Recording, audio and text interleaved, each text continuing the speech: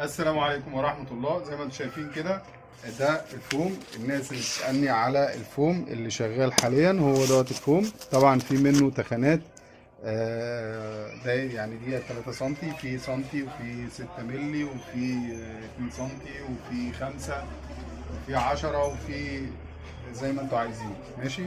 وفي ناس بتعمله قاعدة عرضي. ماشي.